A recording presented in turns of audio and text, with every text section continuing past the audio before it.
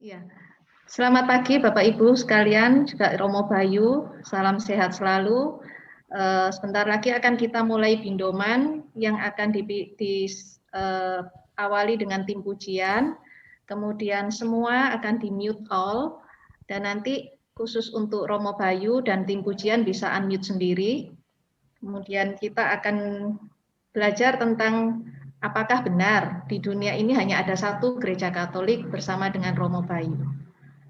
Baik, mari kita awali dengan pujian. Silahkan Shirley. Shalom, shalom, semua shalom, selamat pagi, lambaikan tangannya, boleh saya lihat lambaian tangannya Bapak Ibu Saudara sekalian? Selamat pagi, boleh saya tahu, angkat tangan yang dari luar Surabaya ada? Puji Tuhan, kita semua ya, walaupun dari mana saja asal kita, puji Tuhan pada pagi hari ini kita boleh bersekutu bersama. Katakan, kau saudaraku, kau saudaraku. Mari katakan, satu sama lain katakan, kau saudaraku, kau saudaraku. Mari Bapak Ibu, pada pagi hari ini kita mau awali pujian penyembahan kita. Kita katakan bahwa roh Tuhan yang telah menyatukan kita, roh Tuhan yang tinggal di dalam diri kita. Satukanlah roh kami ya Tuhan, bergandeng tangan kami semuanya, dalam hadirat-Mu kami menyembah-Mu, curahkanlah roh-Mu atas kami. Sekali lagi kita katakan, satukanlah, satukanlah roh kami ya Tuhan, bergandeng tangan kami semuanya,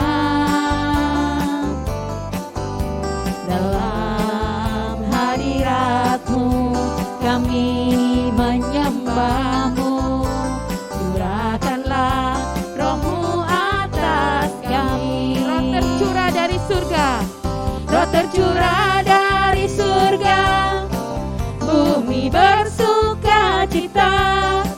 Roh tercurah dari surga, bangsa-bangsa bersorak.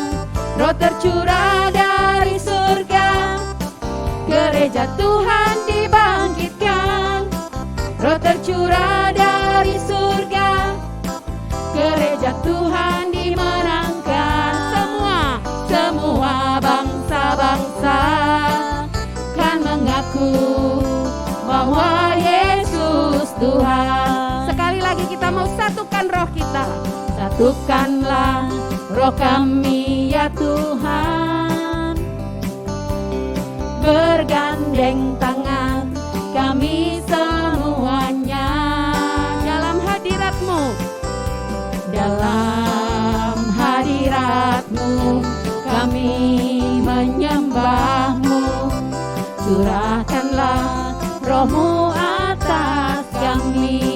Terimalah roh dari surga, roh tercurah dari surga, bumi bersuka cita.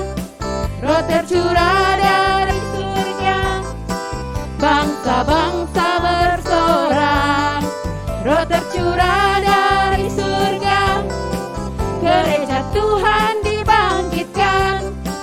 Roh tercurah dari surga, gereja Tuhan dimenangkan. Semuanya ya, semua bangsa-bangsa kan mengaku bahwa Yesus Tuhan. Roh tercurah dari surga, bumi bersuka cita. Roh tercurah dari surga, bangsa-bangsa bersorak. Roh tercurah dari surga, gereja Tuhan dibangkitkan. Roh tercurah dari surga, gereja Tuhan dimenangkan. Semua bangsa-bangsa kan mengaku bahwa Yesus Yesus Tuhan. Semua bangsa-bangsa, semua bangsa-bangsa kan mengaku bahwa Yesus Tuhan. Sekali lagi katakan semua bangsa. Semua bangsa-bangsa kan mengaku bahwa Yesus Tuhan. Beri sorak-sorai bahwa Roh Kudus yang telah menyatukan kita. Mari saat ini kita mau tenangkan hati kita. Kita mau awali persekutuan doa pada pagi hari ini dengan tanda kemenangan kita. Dalam nama Bapa dan Putra dan Roh Kudus. Amin.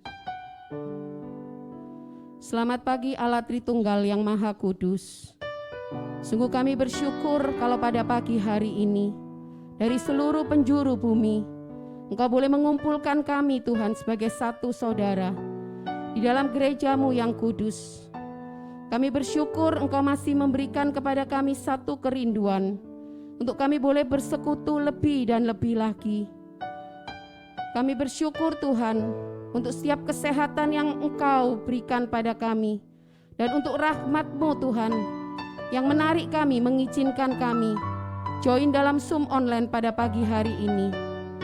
Kami juga bersyukur untuk kehadiran hamba-Mu, anak-Mu yang Engkau pilih sendiri, Romo Bayu.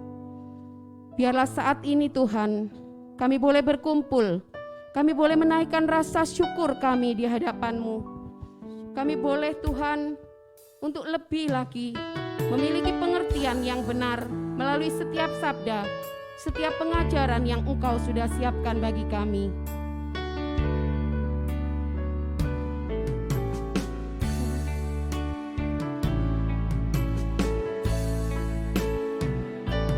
Kami berkumpul Tuhan di hadapan tahta-Mu. Kami sujud Tuhan,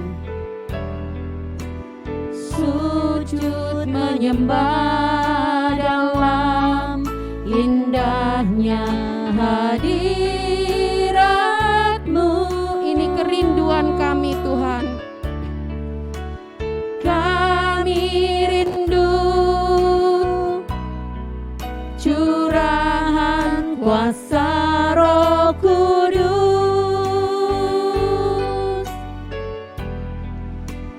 genapi firman-Mu, jadikan ku alat-Mu. Sekali lagi kita mau katakan kami berkumpul.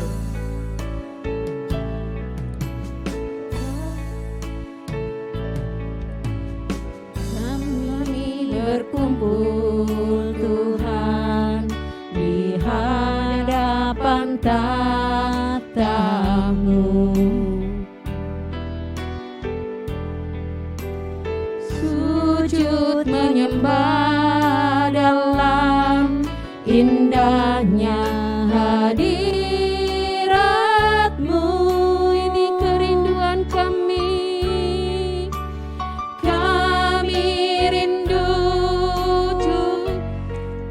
Curahan kuasa Roh Kudus,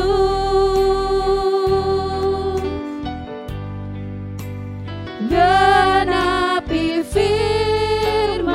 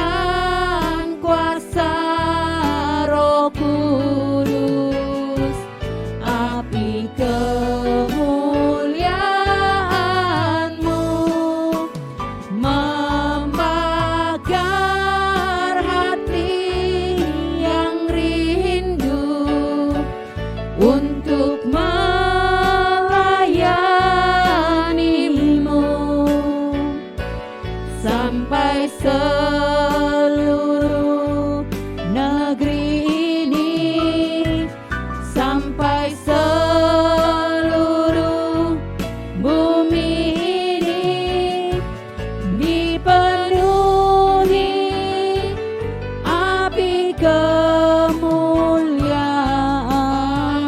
Sampai seluruh negeri, sampai seluruh negeri ini, sampai seluruh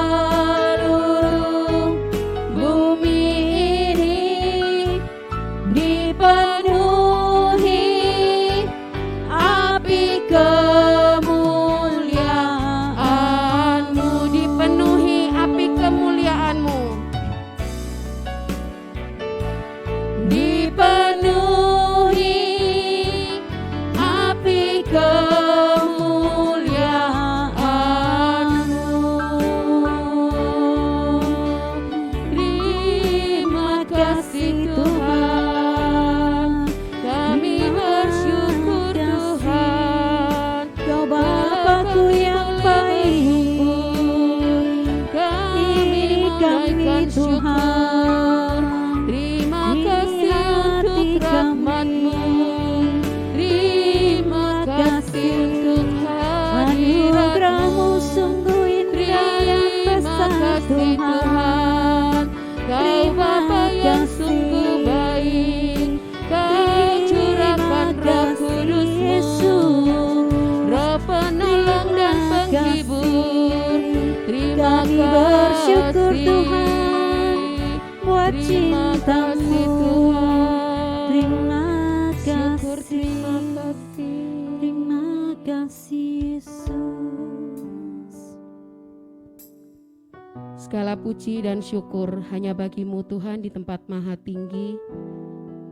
Sebab sekali-kali Engkau tidak pernah membiarkan kami sendiri, tapi Engkau mencurahkan Roh Kudus-Mu, membaharui hati dan batin kami, menggemburkan tanah hati kami saat ini, biar setiap taburan firman-Mu yang akan kami dengar pada pagi hari ini, sungguh itu boleh berakar kuat, bertumbuh dan menghasilkan buah di dalam kehidupan kami.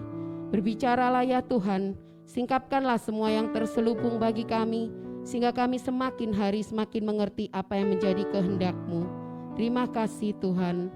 Kemuliaan kepada Bapa dan Putra dan Roh Kudus, seperti pada permulaan, sekarang, selalu, dan sepanjang segala abad. Amin.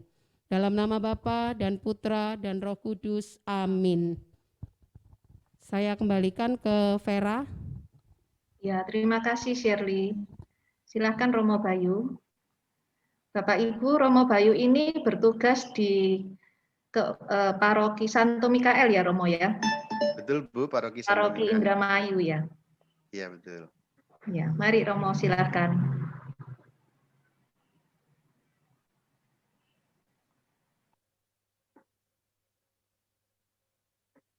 Bapak dan Ibu, saudara-saudari bisa mendengar suara saya? Iya, terima kasih. Bisa Romo. Saya mau share screen dulu supaya kita bisa mendalami bersama-sama.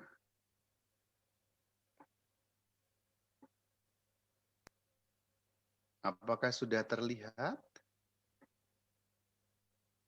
Sudah, Romo. Ya, sudah. Baik, terima kasih.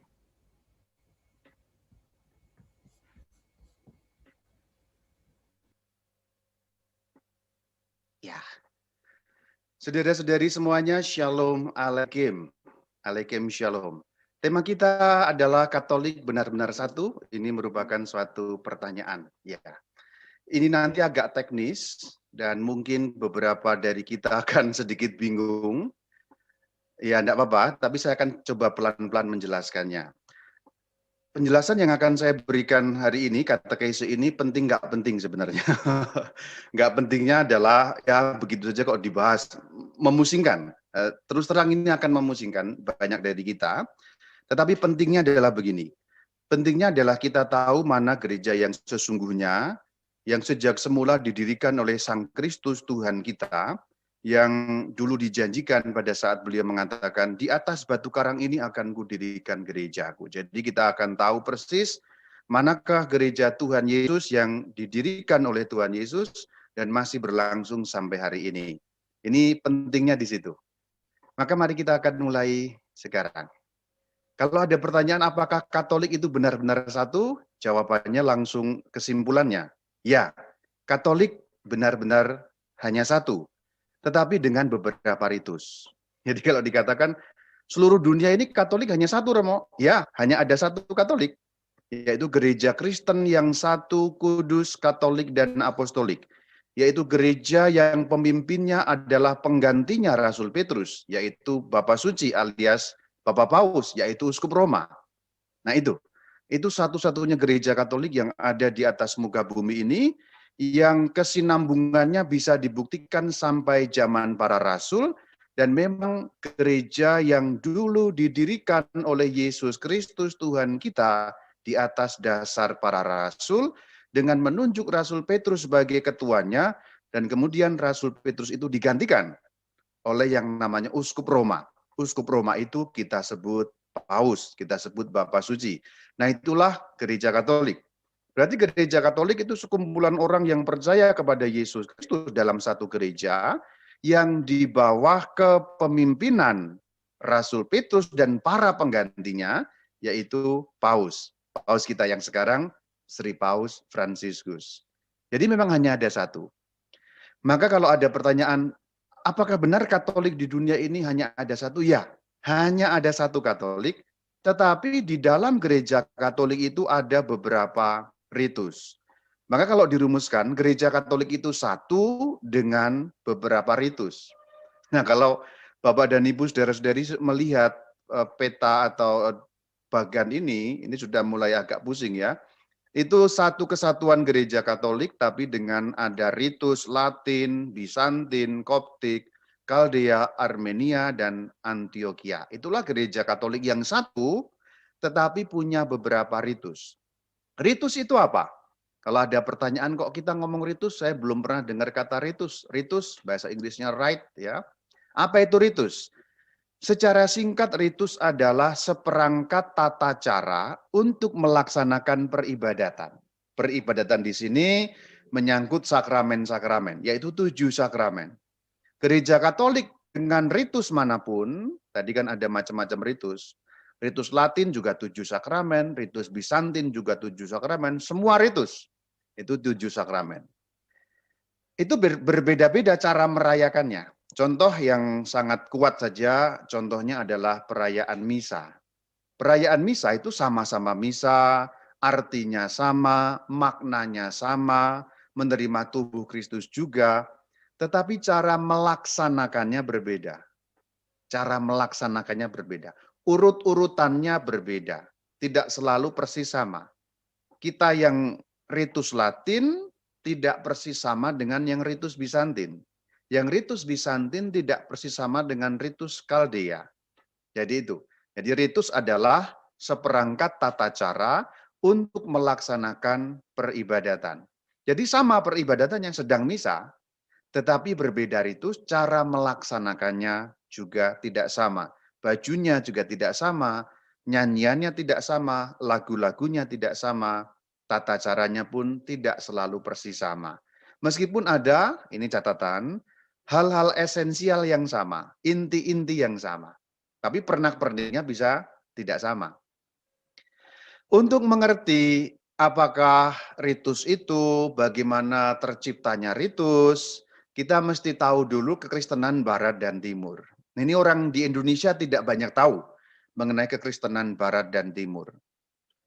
Kekristenan itu ada 2 macam sesungguhnya. Satu tetapi 2. Yaitu kekristenan Barat, Kristen Barat, dan Kristen Timur. Pembagian Barat dan Timur itu berbasis pada peta Mediterania sebenarnya. Mediterania itu adalah Laut Tengah.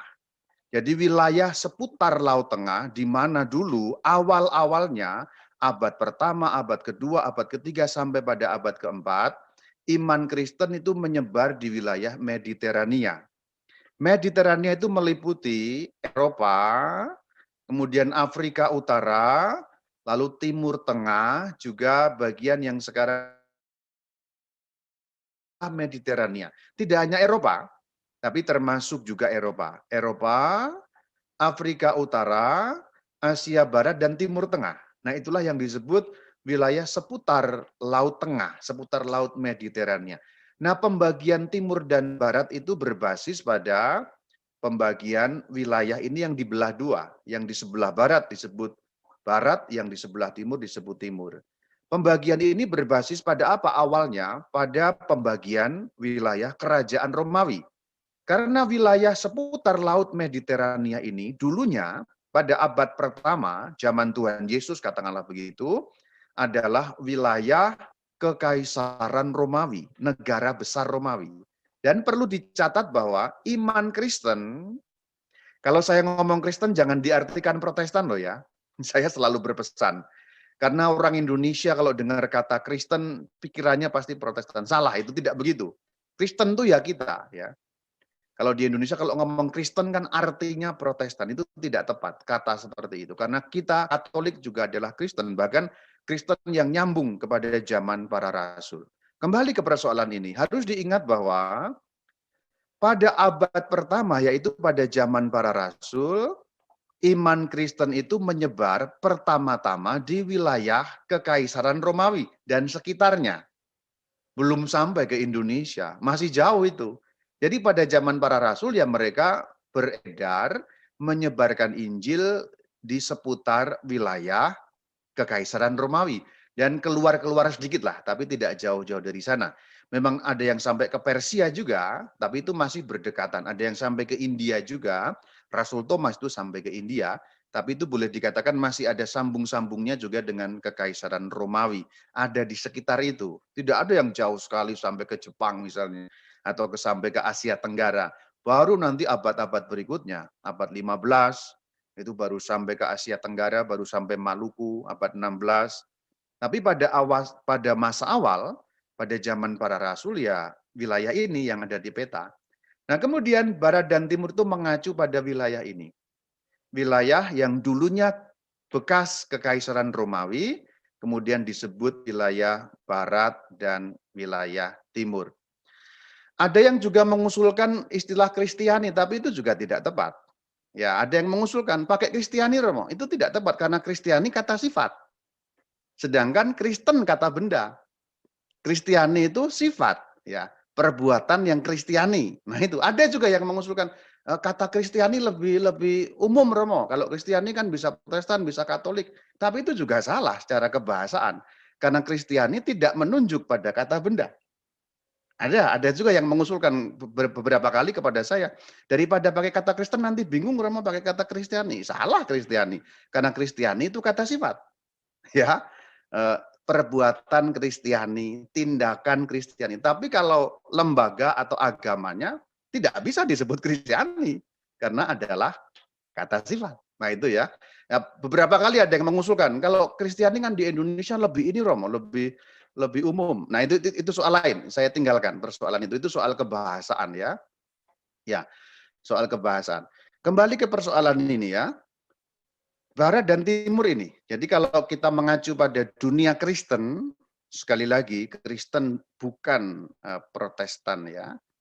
Kalau kita mengacu pada dunia Kristen, dan sekarang ini statusnya kita ngomong dulu belum ada perpecahan ya. Kristen itu ya hanya satu. Sampai pada awal abad keempat itu satu. Tidak ada Kristen yang terpecah-pecah. Semuanya Kristen. Alias jalan Tuhan. Alias Kristen, alias Katolik. Jadi kata atau istilah Katolik sudah dipakai dari awal, yaitu dari abad kedua. Istilah yang paling awal sebenarnya agama kita itu namanya jalan Tuhan. Itu terekam di dalam Kisah Para Rasul. Itu abad pertama, tahun 30-an, 40-an, sampai pada tahun 50-an, itu nama agama kita sebenarnya jalan Tuhan. Baru nanti di kota Antioquia, tahun 40-an, baru berubah menjadi boleh dikatakan Kristen ya, istilah itu menjadi istilah Kristen. Tapi awalnya istilah Kristen itu ejekan sebenarnya. Karena orang pengikut Kristus tidak pernah menyebut dirinya Kristen. Bahkan kalau kita membaca Kisah Para Rasul 11:26 juga dikatakan mereka disebut Kristen. Awalnya itu istilah olok-olokan awalnya ya. Tapi kemudian menjadi identitas. Lalu abad kedua, abad pertama itu namanya Jalan Tuhan, abad kedua namanya Kristen, abad pertama namanya Jalan Tuhan alias Kristen, abad kedua juga ada alias yang lain yaitu Katolik. Jadi Katolik itu dulunya merujuk pada seluruhnya. Jalan Tuhan lama-lama menghilang, yang populer kemudian Kristen. Kristen pada masa awal, abad kedua itu sinonim dengan Katolik. Jadi Kristen sama dengan Katolik. Kalau zaman dulu menyebut seperti itu ya. Kamu orang Kristen ya, kamu orang Katolik. Jadi semua orang Kristen pada awalnya ya orang Katolik sebagai nama. Tapi ini belum menunjuk gereja Katolik seperti yang kita kenal. Karena itu masih seluruhnya ya, menyatu. Tidak ada perpecahan gereja. Sampai pada abad yang keempat. Nah, Barat dan Timur itu mengacu pada ini wilayah bekas Kekaisaran Romawi. Yang bagian barat itu bicara bahasa Latin. Jadi orang Kristen di barat itu bicara bahasa Latin. Kota yang pusat itu namanya kota Roma. Kotanya masih ada sampai sekarang, ibu kota negara Italia, kita juga masih bisa lihat kota itu di sana. Nah, pada zaman kuno, bahasa-bahasa yang lain belum populer. Ya, bahasa Inggris mungkin belum ada. Bahasa-bahasa yang lain juga belum ada. Nah, yang mendominasi wilayah barat itu bahasa Latin. Maka Kristen barat disebut juga Kristen Latin karena berbahasa Latin. Sedangkan kalau di wilayah timur itu lebih bervariasi. Kalau yang di barat itu Latin, ritusnya, beribadatnya juga menggunakan bahasa Latin, cara Latin. Cara Latin itu maksudnya apa? Satu, bahasanya sudah Latin. Lagunya lagu Latin yang kemudian dikenal dengan lagu Gregorian, yaitu itu lagu Latin. Kalau Anda menyanyi Gregorian, Credo in unum Deum, Patrem omnipotentem Vactorem Celi et terre. Nah, itu lagu Latin ya. Dadi dada Kyrie eleison. Itu lagu Latin, nada Latin, bahasa Latin. Itu di barat. Maka kalau orang di Roma, zaman para rasul, misalnya ya pakai bahasa Latin. Kira-kira begitulah. Tapi di timur lebih variasi.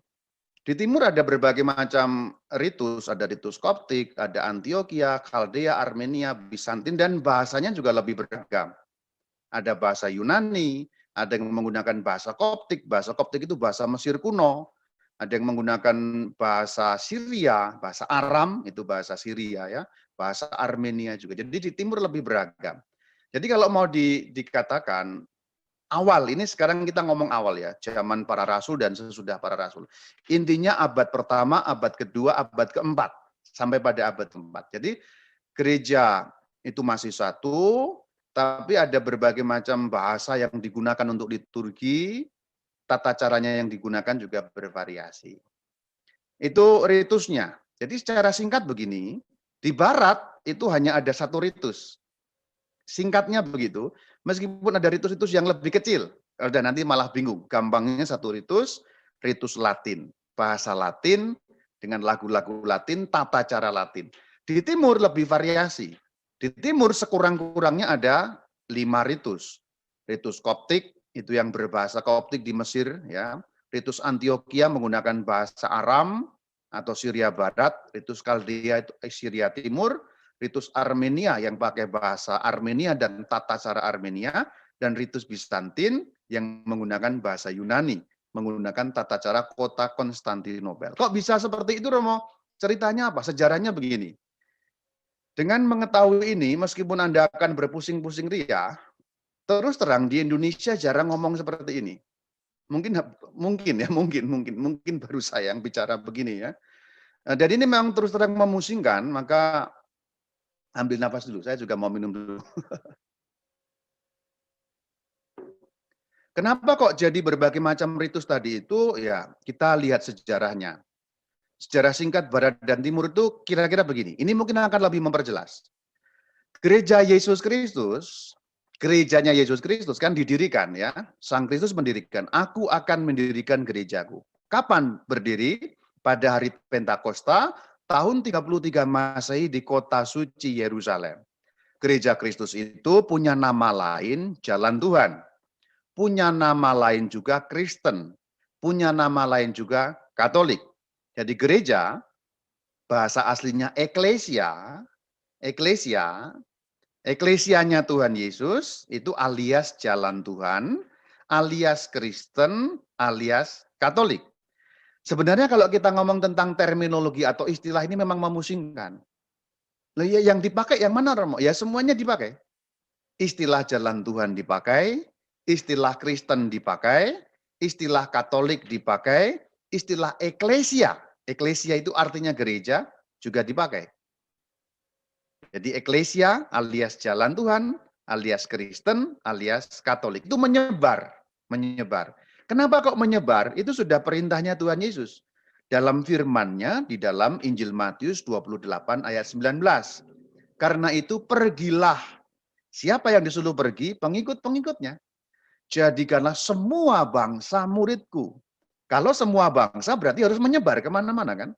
Dan baptislah mereka dalam nama Bapa dan Putra dan Roh Kudus. Jadi awalnya memang menyebar. Para rasul sejak awal juga sudah menyebar ke segala arah. Itu awalnya. Pada saat menyebar, mereka menjadi saksi di mana-mana. Itu ditegaskan dalam firman Tuhan, Kisah Rasul 1 ayat yang ke-8. Kamunya siapa? Pengikut Sang Kristus. Akan menjadi saksi-saksiku di Yerusalem, di seluruh Yudea dan Samaria, dan sampai ke ujung bumi. Ujung bumi berarti kemana-mana. Ini awalnya. Jadi perintah Sang Kristus membuat para rasul menyebar. Menyebarnya kemana? Kemana-mana.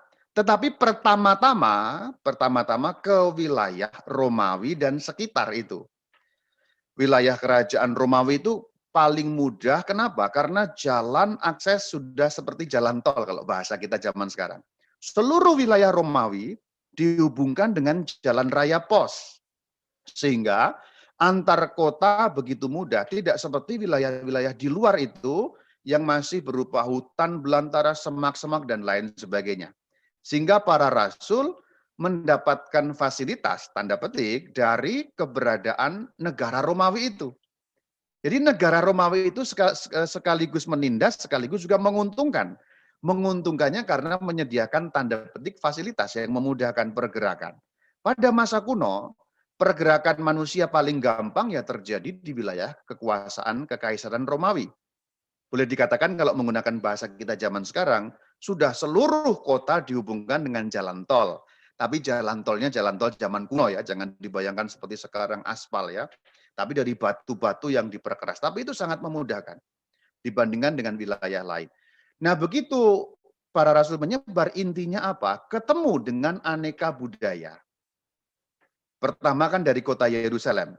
Nanti untuk memperjelas Anda bisa buka YouTube channel saya. Romo suaranya hilang, Romo. Rasul Petrus. Itu ada 3 seri. Romo suaranya hilang, di Romo. Antioquia dan di Roma itu ada 3 seri yang masih dibagi-bagi lebih kecil lagi. Ceritanya kira-kira seperti ini. Dari Yerusalem awalnya, kemudian ke Antioquia, kemudian ke Roma.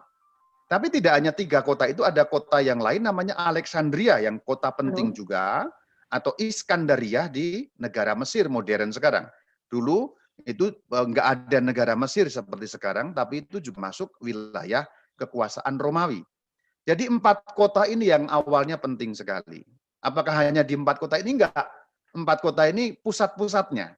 Di sekitar ini juga ada banyak. Roma, kemudian nanti dari Roma mengirimkan juga boleh dikatakan misionaris sampai ke Inggris bahkan, sampai ke Londinium segala itu. Nanti sampai ke Celtic dan sebagainya. Jadi ini kota-kota pusatnya ya, boleh dikatakan begitu. Dari Roma mengirim ke Perancis, bangsa Frank, bangsa Visigoth, bangsa Goth, sampai ke bangsa Anglo-Saxon segala itu ya.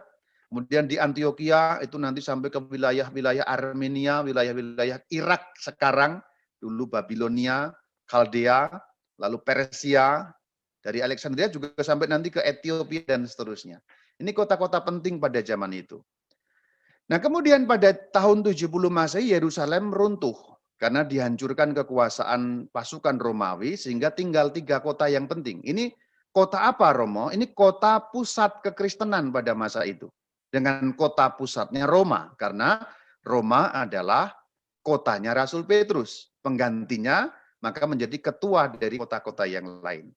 Pertama Antioquia, pertama Roma, maksud saya. Pertama Roma, kedua Antioquia, dan Alexandria. Jadi ini kota-kota pentingnya. Yerusalem kemana? Sudah runtuh. Tapi kemudian ada perkembangan bahwa kota-kota ini kan berbeda budaya sebenarnya. Orang Roma ya bicara bahasa Latin. Orang Roma kan bicara bahasa Latin. Kebudayaan Latin. Lagunya lagu-lagu Latin. Tapi orang Antioquia tidak bicara bahasa Latin. Orang Antioquia dan sekitarnya bicaranya bahasa Aram, bahasa Syria. Orang Alexandria demikian juga. Mereka tidak bicara bahasa Latin karena ini budaya yang lain. Ini Afrika Utara. Alexandria bicara bahasa apa? Bicara bahasa Koptik. Jadi artinya Injil Sang Kristus sejak awal sudah ketemu dengan macam-macam budaya. Kalau kita mengacu pada 3 kota ini, Injilnya Tuhan Yesus, pewartaan Kristus atau agama Kristen bahasa gampangnya, alias jalan Tuhan, alias Katolik, alias Eklesia, sudah langsung ketemu dengan berbagai macam budaya. Nah, budaya-budaya yang berbeda itu membuat munculnya ritus-ritus. Kalau berbahasa Latin, karena bahasanya Latin, disebut ritus Latin. Pusatnya Roma disebut ritus Roma juga. Ritus Roma alias ritus Latin. Di Antioquia, karena berbahasa Syria, disebut ritus Syria. Kotanya Antioquia disebut ritus Antioquia. Alexandria demikian juga. Karena kotanya Alexandria disebut ritus Alexandria. Bahasanya Koptik disebut ritus Koptik. Nah itu ya. Intinya apa?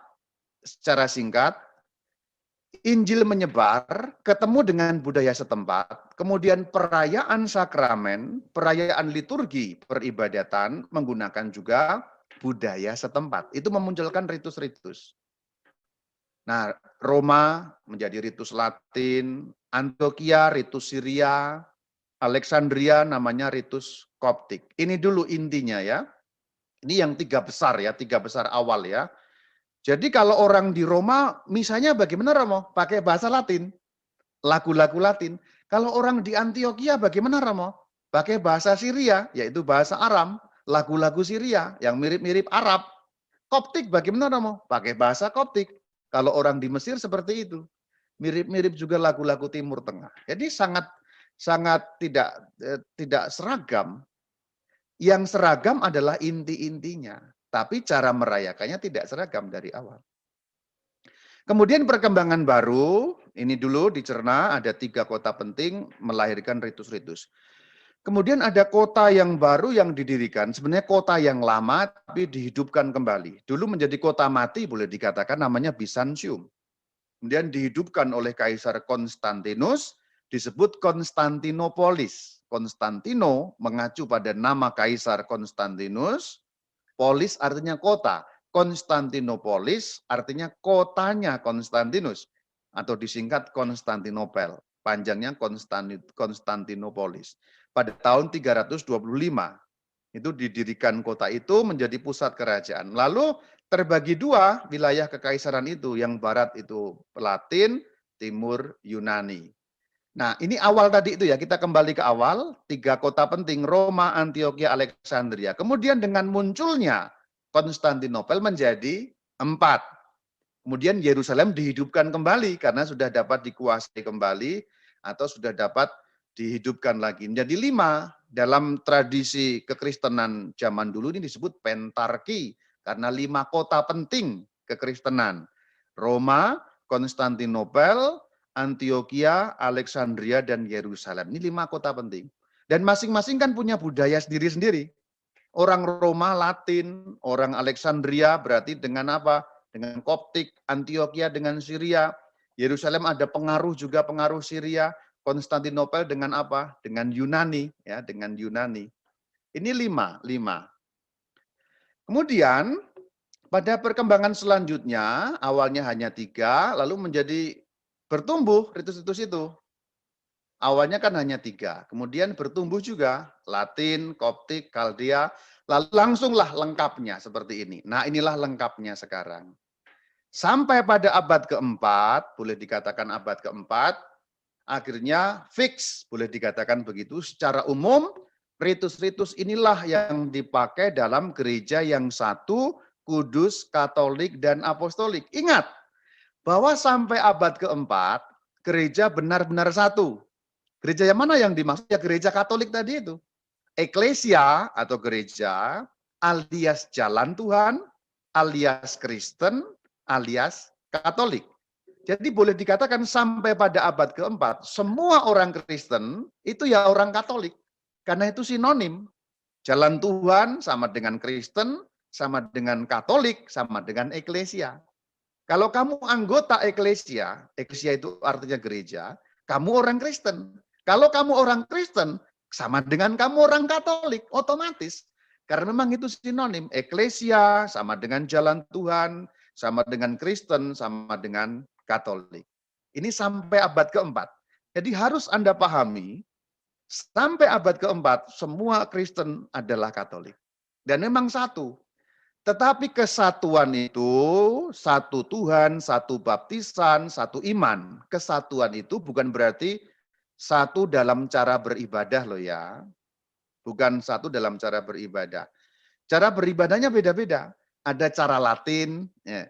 Ritus itu cara lah, cara ya, model gitu ya, model Latin, ada cara Koptik, ritus Koptik, ada cara Bizantin, ada cara Antioquia atau Syria Barat, Kaldea atau Syria Timur, dan cara Armenia. Jadi ini sebenarnya yang dimaksud dengan ritus.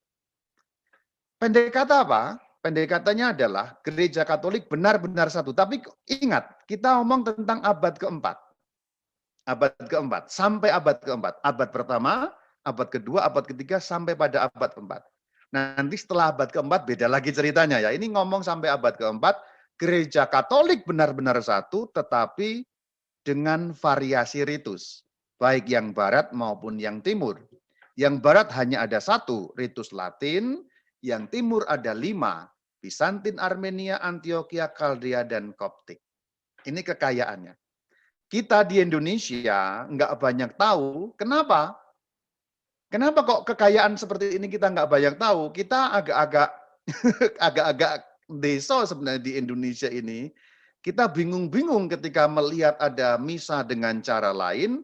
Karena di Indonesia ritusnya Latin. Oh, kok nggak pakai bahasa Latin nama betul, tapi itu diterjemahkan dari bahasa Latin, maksudnya gitu.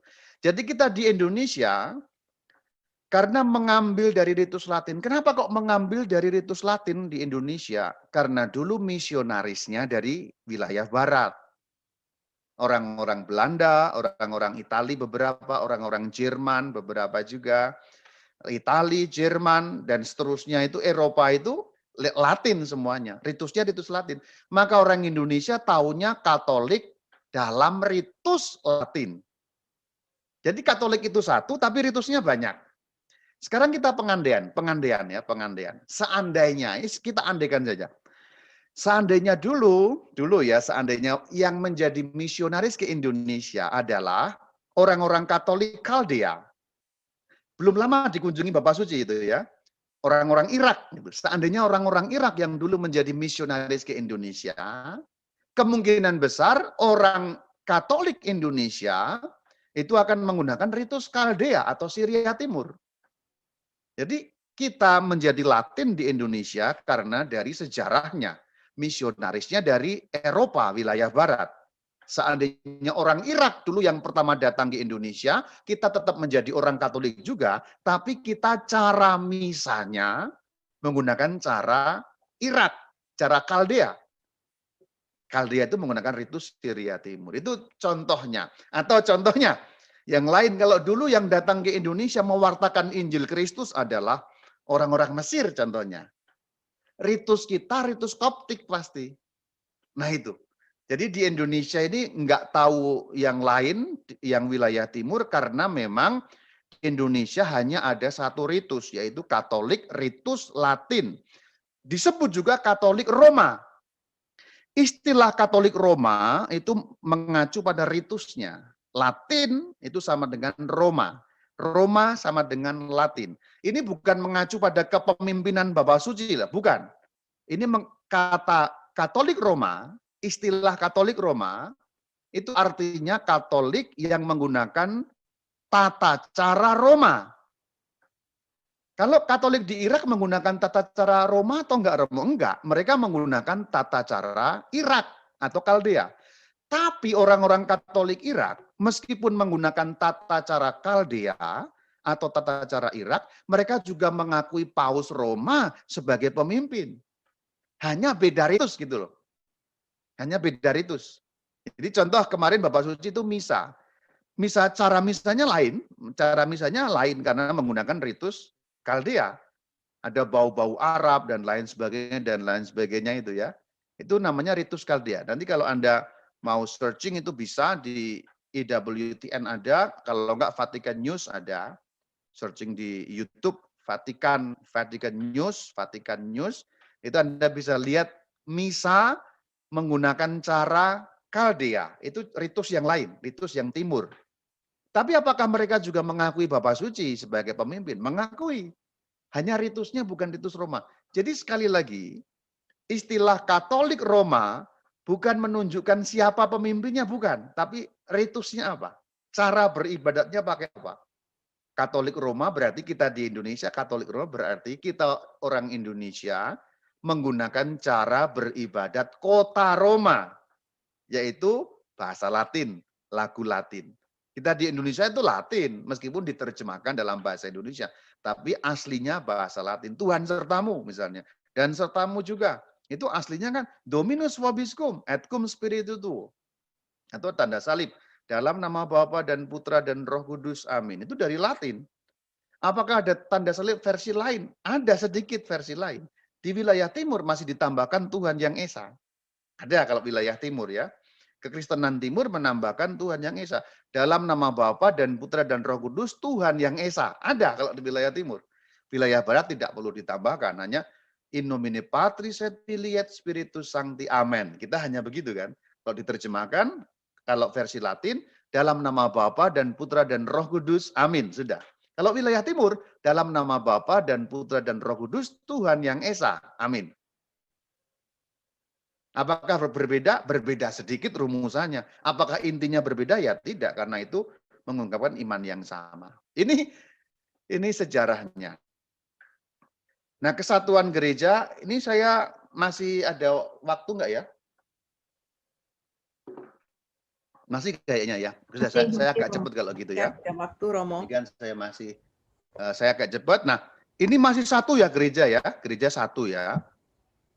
Nah, kesatuan gereja itu bertahan hanya 4 abad. Jadi gereja Katolik alias Kristen alias Jalan Tuhan alias Eklesia tadi itu bertahan satu itu hanya 4 abad. Karena kemudian pecah. Setelah abad keempat itu pecah. Perpecahannya kira-kira seperti ini. Di YouTube saya juga sudah ada. Gereja Kristus itu satu, kemudian ada suatu bid'ah atau heresi aliran sesat namanya Nestorian, diadakan Konsili Efesus 431. Pada saat Konsili Efesus ada sekelompok yang cukup besar juga tidak setuju dengan keputusan Konsili Efesus. Kemudian gereja itu memisahkan diri yang dinamakan kelompok atau gereja non-Efesian. Kemudian terjadi heresi lagi monofisit. Kemudian diadakan Konsili Kalsedon 451. Nah, pada saat keputusan konsili itu ada yang nggak setuju, terpecah lagi gereja. Nah, perpecahan yang kedua ini menyebabkan satu kelompok gereja yang dinamakan gereja non-Kalsedonian. Berarti kemudian gereja Kristen alias Katolik alias Jalan Tuhan alias Eklesia sudah pecah 3 gereja. Pada abad ke-5 ya, abad ke-4 masih utuh, abad ke-5 sudah pecah menjadi 3. Kemudian nanti abad ke-11 tahun 1054 ada skisma besar. Skisma besar itu melahirkan gereja barat dan gereja timur. Gereja timur atau gereja Bizantin, gereja Yunani, gereja barat atau gereja Latin. Jadi sebenarnya keempat-empat ini kalau disatukan inilah gereja yang satu, kudus, Katolik, dan Apostolik. Keempat-empatnya. Semuanya punya jalur apostolik. Jalur apostolik itu maksudnya apa? Mata rantai kepada zaman para rasul.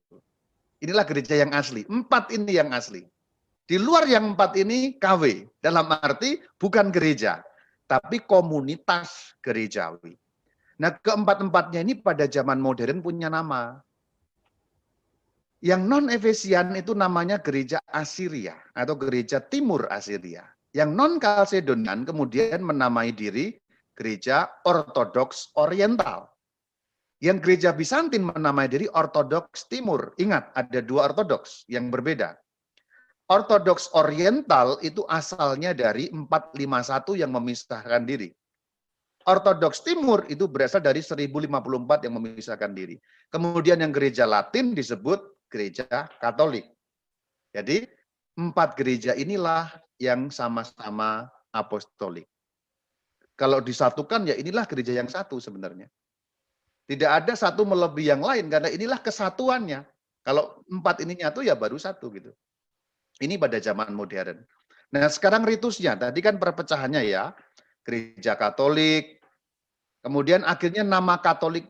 Loh kok ini kok jadi nama Katolik? Di situ Romo, dulu nama Katolik itu untuk semua. Gitu loh. Semua ini ya Katolik. Tapi kemudian dengan adanya perpecahan, nama Katolik dipakai pada akhirnya hanya untuk yang gereja barat, gereja kita. Kadang-kadang Ortodoks menggunakan nama Katolik sebagai nama sifat. Ya, tapi semua ini dulunya ya Katolik gitu ya. Semua ini Katolik ya. Ritusnya yang Katolik itu Latin, yang Ortodoks Timur itu Bizantin, yang Oriental itu banyak, ada Koptik, Armenia, Antioquia.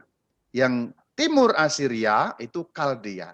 Jadi akhirnya ritus-ritusnya pun terpecah-pecah seakan-akan. Jadi kalau orang Latin ya berarti kamu Katolik, kalau Bizantin kamu Ortodoks, kalau Koptik, Armenia, Antioquia kamu Oriental, kalau Kaldea berarti kamu Asiria. Jadi akhirnya seakan-akan ritus-ritus itu memecah belah gereja. Padahal bukan karena ritusnya awalnya, karena keputusan konsili yang sudah kita lihat tadi itu ya.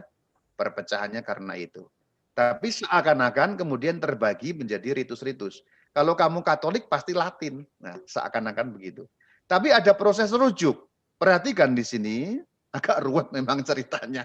Saya menyadari ini kisah yang ruwet. Ribuan tahun harus saya ringkas menjadi 1 jam. Ya, memang ruwet. Ini ada banyak segmen sebenarnya.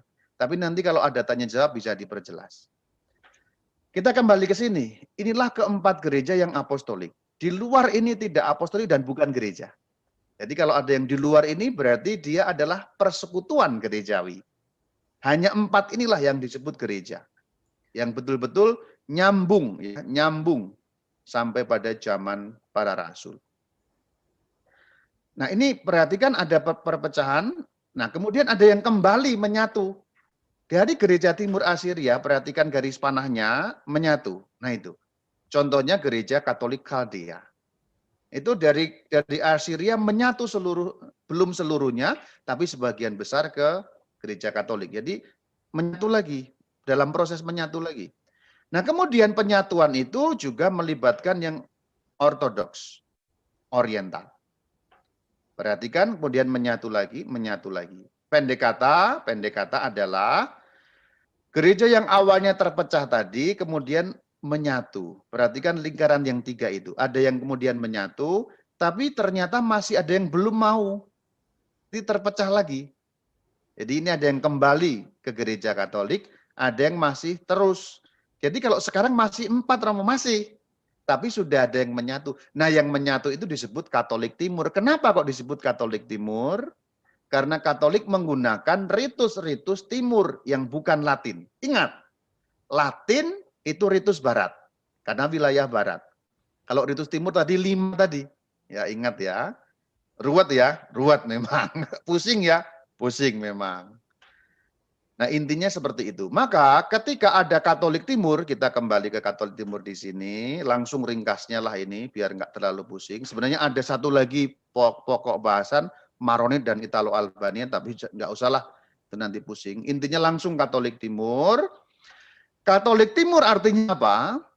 Gereja-gereja yang awalnya pecah tadi sebagian kembali. Nah itu kata kuncinya, gampangnya begitu.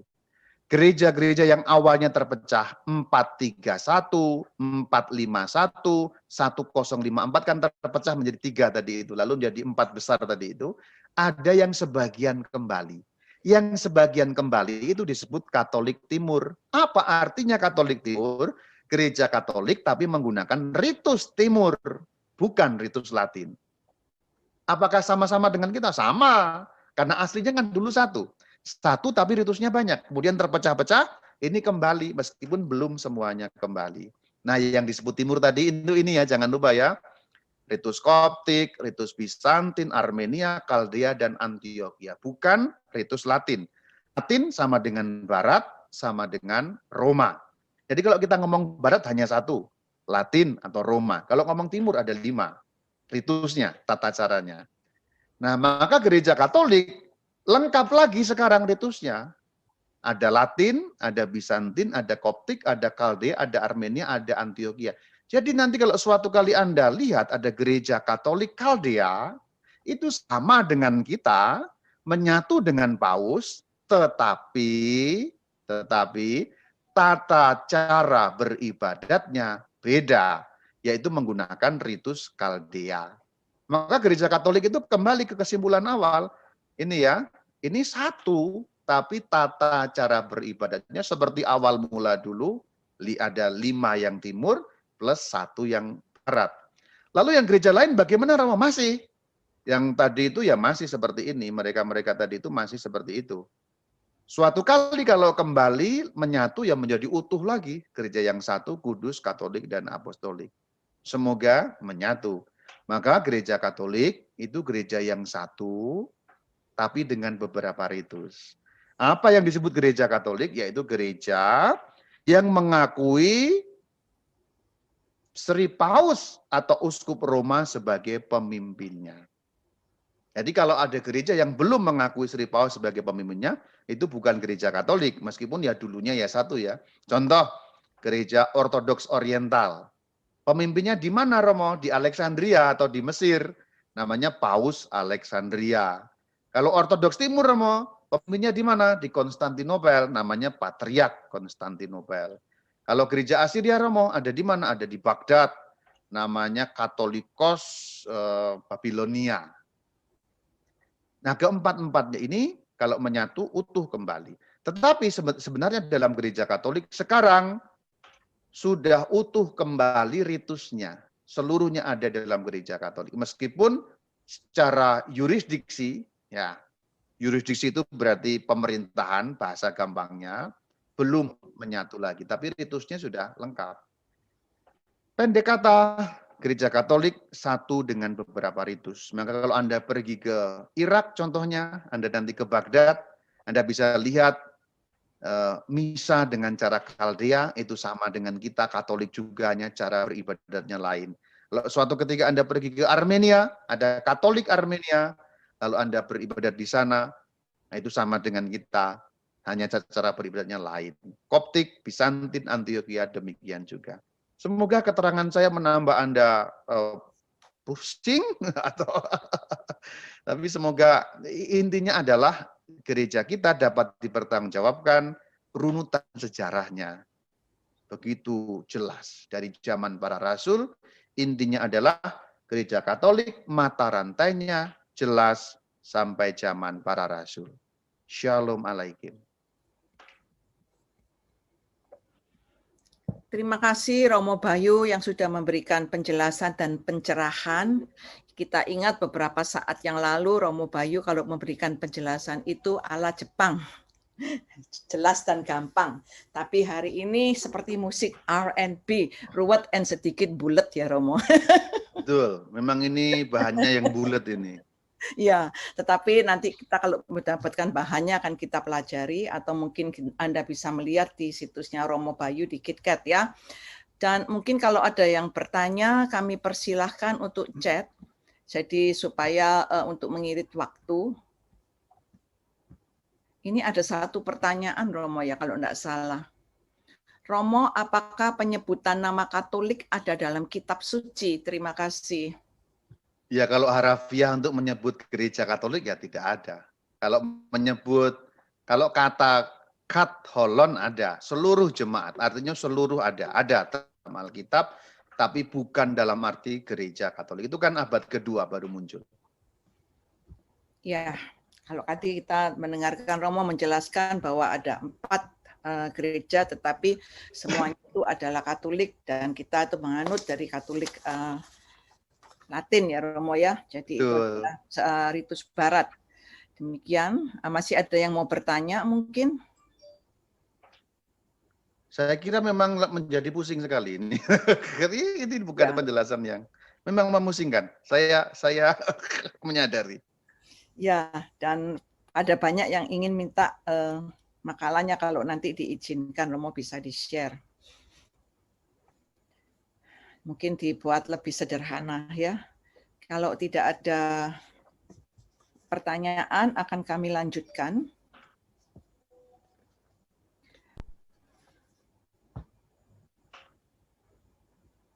Oh, ada satu lagi. Kalau gereja Anglikan apakah termasuk Katolik? Kayaknya bukan ya, Romo.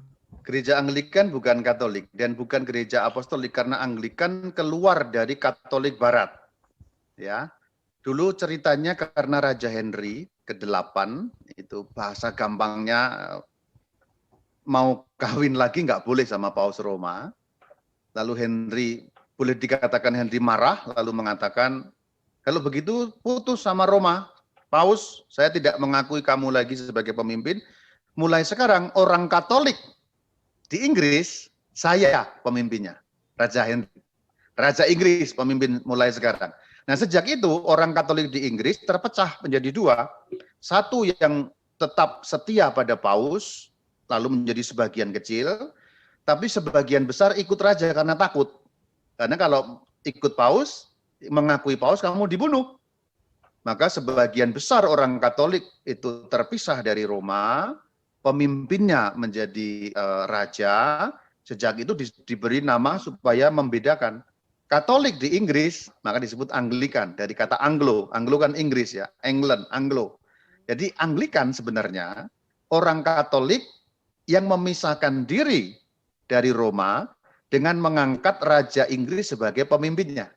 Itu definisinya, kalau mau didefinisikan begitu. Berarti mereka Katolik apa bukan? Bukan. Tapi sebenarnya begini, Anglikan itu antara Katolik dan tidak Katolik. Karena sebenarnya mereka isinya ya Katolik-Katolik juga. Karena sebenarnya hanya awalnya soal kepemimpinan. Jadi kekuasaan politik duniawi yang kemudian memutuskan pengakuan pada Paus, lalu gereja Inggris itu dipimpin oleh raja, itu saja. Tapi mereka kalau Anda pernah lihat itu perkawinannya Pangeran William misalnya ya, itu masih ada uskup, masih menggunakan pakaian uskup dan sebagainya ya. Toh orang Inggris itu Katolik-Katolik juga. Tapi memang tanda petik kemudian mereka terkontaminasi gerakan Protestan yang dipelopori oleh Martin Luther. Sehingga Anglikan itu Katolik tapi kecampuran Protestan. Nah, itu mungkin bahasa gampangnya begitu. Demikian. Terima kasih Romo. Terus kemudian ini, jadi tadi sudah dijawab juga ya pertanyaan mengenai yang di Inggris. Di Indonesia ada gereja Katolik bebas. Apakah itu maksudnya? Gereja Katolik bebas juga bukan gereja Katolik, tapi ini gerakan beberapa orang di Belanda dulu. Mereka mau Katolik, tapi maunya bebas. Maksudnya gini loh, mereka mau tetap seperti Katolik, tapi boleh milih-milih ajaran. Kalau mereka yang seneng, ya diambil. Kalau yang nggak seneng, dibuang. Contohnya misalnya, mau jadi Romo, mau jadi Paus, tapi mau kawin. Ya, maka Katolik tapi bebas. Mengatur sendiri, nggak ngikutin Katolik pada umumnya. Lalu mereka memisahkan diri. Jadi sebenarnya Katolik bebas itu apa? Orang-orang Katolik yang memisahkan diri, membuat aturan sendiri. Gitu, membuat ajaran sendiri, membuat tata cara sendiri. Ya, bukan Katolik juga pada akhirnya, meskipun mereka menggunakan istilah Katolik. Jadi mereka sebenarnya Protestan, ya Protestan. Baik, Romo. Ini masih ada Romo, gereja Katolik itu ritusnya berbeda. Maksudnya seperti apa? Bagaimana menjelaskannya ya? Bagaimana menjelaskan sesuatu yang tidak Anda lihat ya? Bagaimana ritusnya berbeda itu tata cara merayakan sakramennya itu berbeda. Bagaimana menjelaskannya? Contoh begini. Contoh begini ya. Kalau bagaimana menjelaskannya? Cara paling gampang Anda nonton deh. Ya, cara paling gampang Anda nonton saja. Nanti buka YouTube, bukan channel saya, tapi Vatikan News pakai C, Vatican. Anda klik ke situ, lalu cari pada saat Bapak Suci misa di Irak kemarin. Nah, itu ritus Kaldea namanya. Nanti Anda akan lihat bagaimana yang dimaksud beda ritus itu seperti itu. Misanya sama, tapi cara merayakannya beda. ya, bagaimana? Mungkin penjelasan dengan kata-kata nggak berguna, tapi lebih baik Anda klik Vatican News, cari pada saat Bapak Paus misa di Baghdad kemarin. Nah, itu pakai ritus Kaldea. Itu mungkin akan lebih berguna gitu. Mungkin kita batasin ada 3 pertanyaan lagi ya Romo. Jika kita ke Baghdad atau Irak, bagaimana kita tahu gereja Katolik yang sudah menyatu dan mana yang belum? Biasanya menggunakan kata Katolik. Jadi misalnya contoh Chaldean Catholic Church, ya, gereja Katolik Kaldea. Kalau yang lain tidak menggunakan kata Katolik. Ya. Kalau ke Baghdad misalnya ada gereja yang lain, contohnya gereja Assyria tadi, mereka akan menggunakan Church of the East, ya, of Assyria, ya itu gereja yang berbeda. Tapi kalau yang sudah menyatu dengan Roma, dengan mengakui Paus sebagai pemimpin, umumnya menggunakan kata Katolik. Jadi misalnya Chaldean Catholic Church, ya, Katolik, gereja Katolik Kaldea. Tapi memang mesti hati-hati juga karena beberapa menggunakan kata Katolik tapi bukan Katolik. Contohnya Katolik bebas tadi itu, gitu ya. Itu nyamar itunya, bukan Katolik tapi menggunakan kata Katolik. Ya kita kan juga nggak bisa melarang, orang bebas menggunakan nama apa saja gitu. Menggunakan nama Yesus itu juga boleh, gerejanya Yesus itu silakan gitu. Baik. Ini Romo kalau boleh tahu, apakah di gereja ortodok itu ada doa aku percaya? Sama persis, ortodoks dan kita itu persis sama. Ortodoks dengan kita itu tidak ada perbedaan, aku percaya ada, misa juga ada, uskupnya ada, sakramennya 7, misa juga ada, persis dengan kita, pengurapan orang sakit ada, pengakuan dosa ada, sama dengan kita, persis. Oh, ya. Karena tadi itu ingat ya, itu kan gereja yang intinya itu 4 tadi itu, 4 itu sama. Semua persis sama. Yang 4 gereja apostolik tadi ya, gereja Katolik, Ortodoks Timur, Ortodoks Oriental, dan Assyria. Itu sama. Aku percaya ya ada, persis sama kita lah. Sakramennya juga 7, nah gitu. Karena gereja asli itu ya seperti itu, itulah gereja yang asli. Mereka tidak membuang apapun, karena memang pecahnya bukan karena soal-soal yang seperti Protestan ya. Kalau Protestan itu kan memisahkan diri, ini bukan untuk menjelekkan ya. Memisahkan diri tapi menyortir gitu loh. Contoh Alkitabnya disortir misalnya ya. Mereka memisahkan diri lalu kemudian membuang sakramen-sakramen, membuang imamat, ya gitu-gitu. Tapi kalau yang 4 apostolik tadi tidak membuang seperti itu, tidak ada yang dibuang. Itu berbeda dengan perpecahan Protestan. Maka Protestan di mata gereja Katolik tidak pernah disebut gereja, tapi komunitas gerejawi. Apa itu bedanya Romo? Kalau gereja itu menganut nyambung sampai zaman para rasul. Kalau Protestan tidak nyambung, mereka putus. Karena ada yang dibuang, ada yang disortir, ada yang nggak diakui gitu. Contoh misalnya, Protestan nggak punya misa, mereka nggak punya imamat, ya, mereka nggak punya uskup, itu kan dibuang-buang gitu loh. Tapi kalau yang 4 awal tadi itu, Katolik, Ortodoks, Oriental, dan Assyria, sama dengan kita. Tidak ada yang dibuang, mereka juga punya Bunda Maria, mereka juga berdoa kepada para kudus, mereka juga mengenal apa yang kita kenal, sakramen, dan seterusnya. Seperti itu. Baik, ini masih ada lagi. Apakah dalam doa syukur agung dalam Gereja Katolik Timur menyebut nama Paus Fransiskus atau seperti apa wujud pengakuan bahwa Paus adalah pemimpinnya? Iya, betul. Disebut nama Paus karena semua yang mengakui Paus sebagai pemimpin itu menyebut dalam doa syukur agungnya. Jadi misalnya nih, Gereja Kaldea. Kan Gereja Kaldea itu gereja orang Irak, pakai ritus Timur, pakai ritus Kaldea, yang mengakui Paus. Dalam doa syukur agungnya ada nama Paus disebut. Jadi semua gereja yang pakai ritus yang bermacam-macam tadi, kalau mengakui Paus, pasti mengucapkan nama Paus di dalam doa syukur agungnya.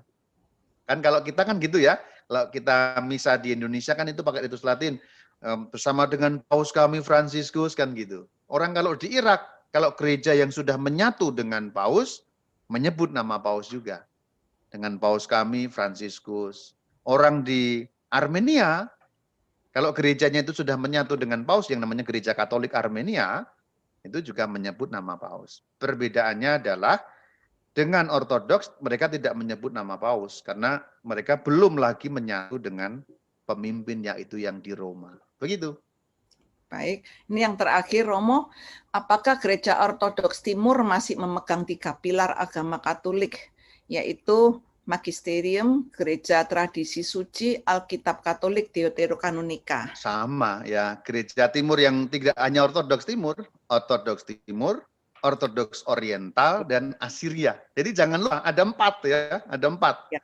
Gereja asli itu ada 4. Ya. Jadi kalau kita bicara tidak hanya Ortodoks Timur, tapi Ortodoks Timur, Ortodoks Oriental, Assyria, dan Katolik. Nah, keempat ini kalau menyatu kembali itulah gereja asli, seperti dulu, abad pertama sampai abad keempat. Jadi Ortodoks Timur sama dengan kita. Mereka memegang tradisi suci, Alkitab suci, juga punya magisterium, konsili-konsili seperti itu. Persis seperti kita, tidak ada yang berbeda. Perbedaan yang kemudian menjadi signifikan itu memang pada saat Protestan hadir. Bahkan tidak hanya dengan Katolik, di antara Protestan sendiri itu saling berbeda karena untuk mereka itu bebas-bebas saja, nggak perlu pegang apa-apa.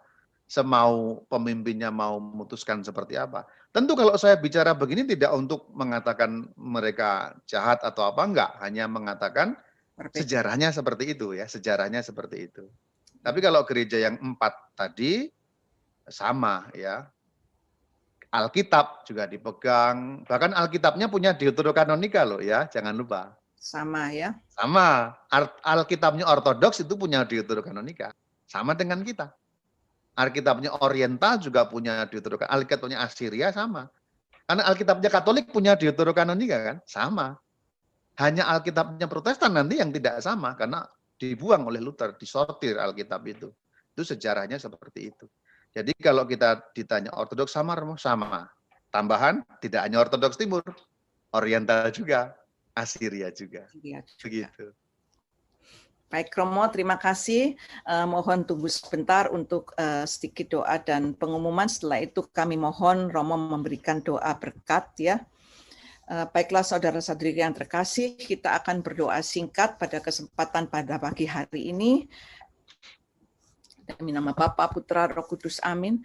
Bapa di surga, terima kasih untuk pertemuan kami pada siang hari ini. Kami percaya Engkau hadir bersama-sama dengan kami. Pada kesempatan ini kami ingin mendoakan untuk uskup kami, Monsinyur Vincentius Sutikno Wisaksono, para biarawan, biarawati, dan juga kami mendoakan para dokter, perawat, dan umat yang bersama dengan kami, dan seluruhnya kami serahkan ke dalam tangan-Mu, supaya kami semua berada di dalam lindungan-Mu, terutama di dalam masa pandemi yang sulit ini kami bisa melewatinya, dan kami berharap masa yang pandemi ini secepatnya bisa berlalu.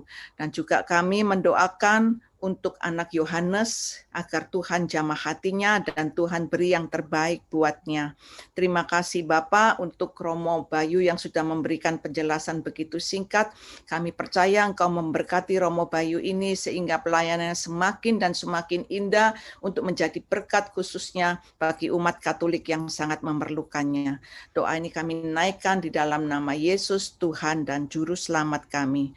Demi nama Bapa, Putra, Roh Kudus. Amin. Selanjutnya kami persilakan Vera untuk memberikan pengumuman.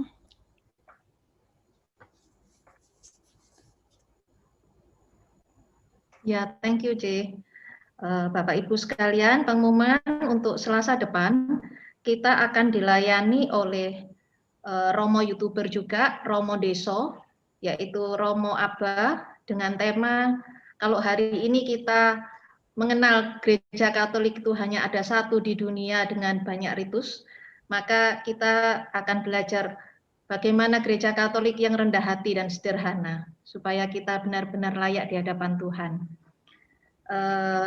Hari Selasa tetap pukul 10 pagi, kemudian Kamis ini tanggal 18 Maret, Deverbum akan dilayani oleh Bapak Paskalis Edwin Inyoman, dengan tema pengantar Injil Matius. Kemudian kita juga mengikuti Deverbum Kamis depan tanggal 25 Maret bersama dengan Pater Robi Wower OFM, yaitu Matius 1 tentang khotbah di bukit sampai dengan bab 7. Bapak Ibu terkasih yang terbeban untuk pelayanan Bindoman, bisa mempersembahkan persembahan kasih dengan transfer ke BCA dengan nomor 46456756774 atas nama Erni Istiawan atau Setiawati Mulyo. Demikian pengumuman, terima kasih. Kami persilahkan Romo untuk memberikan doa penutup dan doa berkat, dan kemudian akan dilanjutkan oleh tim pujian dengan lagu penutup. Terima kasih untuk Anda yang semua hadir, khususnya teman-teman dari luar negeri, dari Orlando, Pennsylvania, dari Texas, dari Belanda, dari Padang, dari Kudus, dari Jogja, dari Tulungagung, Jakarta, dan mana-mana yang sudah hadir. Terima kasih atas dukungan Anda, dan jangan lupa untuk tetap setia melayani Tuhan melalui wadah komunitas Bunda Kudus Surabaya. Tuhan Yesus memberkati. Kami persilahkan Romo. Terima kasih, mari kita menundukkan kepala untuk menerima berkat Tuhan. Tuhan Yesus Kristus, Engkau mendirikan gerejamu yang satu di atas muka bumi ini, di mana gereja Katolik kami punya kesinambungan sampai zaman para rasul. Kiranya kami setia dalam gerejamu, dalam tuntunan para kudusmu selalu, dan dalam tuntunan para uskup, gereja yang merupakan pengganti para Rasulmu. Kiranya berkat Tuhan dilimpahkan kepada saudara-saudari semuanya dalam lintas ruang dan waktu, yaitu berkat kesehatan, berkat perlindungan, berkat pertumbuhan iman, dalam nama Bapa dan Putra dan Roh Kudus. Amin. Terima kasih Romo Bayu. Kami persilakan Sally bersama Paulus dan timnya untuk pujian penutup.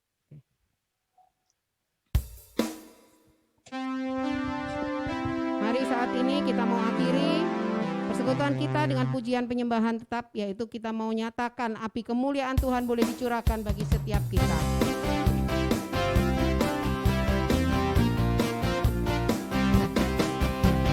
Dengarkanlah suara nafiri memanggil semua umatnya dari seluruh penjuru bumi datang untuk menyembah Dia. Dengarkanlah suara nafiri memanggil semua umatnya. Gereja Tuhan bersatu kini mengangkat tinggi panjinya. Bersiap maju janganlah lengah, Yesus Panglima kita. Gunakan semua senjata Allah dalam kuasa Roh Kudus.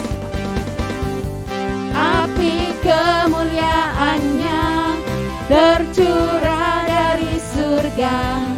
Penuhi kami semua, bangkitlah gerejanya, api kemuliaannya tercurah dari surga.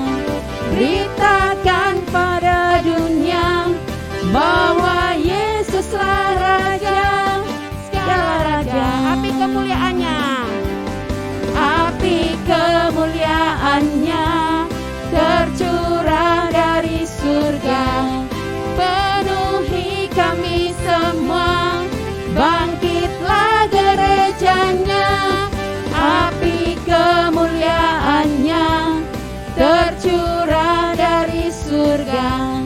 Beritakan pada dunia bahwa Yesuslah Raja, segala raja, segala raja, segala raja, segala raja. segala raja. Selamat siang, Tuhan Yesus memberkati Bapak Ibu sekalian. Terima kasih Sally, terima kasih Paulus, dan juga siapa ini satunya baju merah. Lili, Terima kasih Lili, Tuhan memberkati. sama-sama. Bapak Tuhan Ibu Yesus kita. memberkati kita semua. Amin. Terima kasih Terima teman-teman di kasih Romo Indoman. Bayu. Jangan lupa, jangan bosen-bosen ya sama ibu-ibu. Romo. Enggak bosan. Terima kasih. Temanya jangan berat-berat nanti ya. Jangan Kasih Romo Bayu. saya pakai alat Jepang aja ya Romo. Jelas dan gampang. Saya pamit ya, terima kasih. Makasih Romo Bayu. Terima kasih. Terima kasih.